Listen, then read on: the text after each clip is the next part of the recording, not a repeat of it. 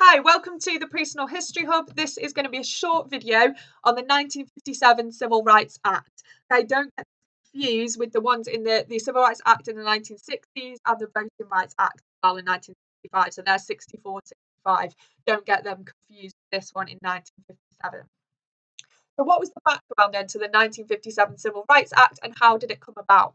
So following all of the successes of the mid-1950s, so things like the Brown versus Topeka case and the Montgomery bus boycott, Congress passed a Civil Rights Act in September 1957. So this was actually the first one for 82 years.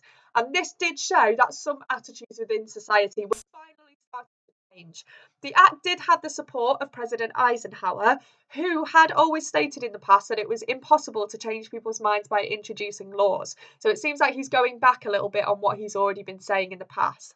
It was hoped that the act would increase the number of Black American voters. So the act did not win, not surprisingly, the full support of many Southern Democrats within the party. And their opposition led to the watering down of the contents of it. So there was initially meant to be more included than what actually included. But because they opposed it so much, it got watered down. And also, many Black Americans were also against the act because they didn't think it went far enough. They didn't think it was kind of wide-reaching enough. Okay. But some of them did think that it would be the foundation for better, more wide-reaching acts in the future. So some of them were saying it's baby steps. Let's start with this little one and then we can push for more change. So what was actually included within the act?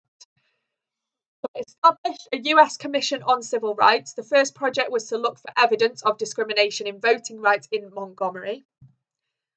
They emphasised the right of all people to vote regardless of colour or race.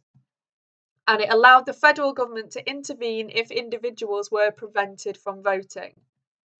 It stated that all people had the right to serve on juries as well, regardless of race.